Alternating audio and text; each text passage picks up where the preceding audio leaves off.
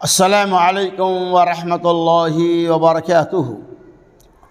الحمد للہ وحدہ والصلاة والسلام على من لا نبی بعد اما بعد۔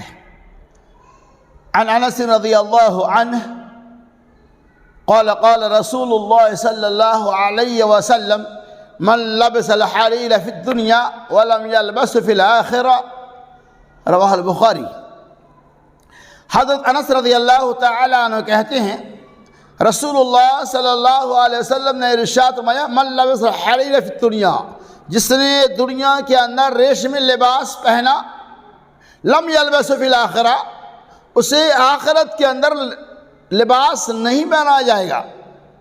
یعنی اللہ کے رسول صلی اللہ علیہ وسلم نے اس بات کی وضاحت فرمایا کہ جو لوگ دنیا میں ریشمی لباس پہنے گا اللہ تعالیٰ اسے آخرت کے لباس سے محروم کر دے گا۔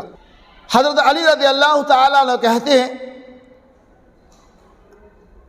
ایک موقع سے اللہ کے رسول صلی اللہ علیہ وسلم نے اپنے ایک ہاتھ میں ریشم کا کپڑا اور دوسرے ہاتھ میں سونا لیا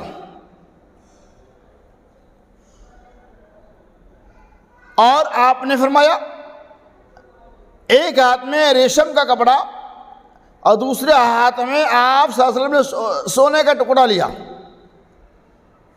آپ صلی اللہ علیہ وسلم نے ریشمی لباس کو بھی پھینک دیا۔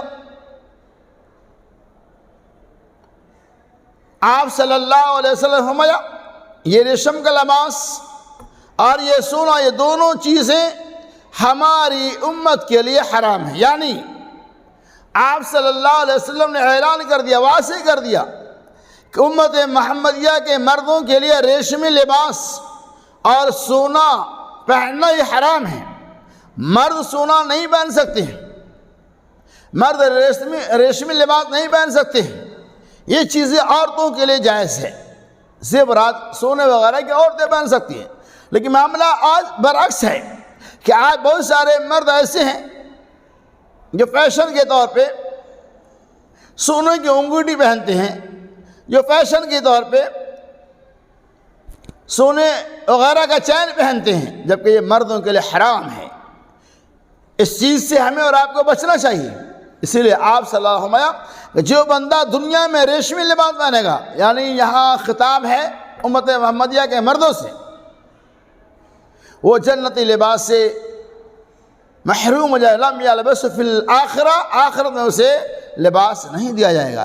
تو آج کے درس کا خلاصہ کلام یہ ہے کہ ریشم کے کپڑے اور سونا یہ مردوں کے لیے پہننا، مردوں کا استعمال کرنا حرام ہے، عورتوں کے لیے چیزیں حلال ہے۔ اللہ سے اللہ تعالیٰ سنی حدیث کے بارے میں آپ کو عمل کرنے کی توفیق عطا فرمائے۔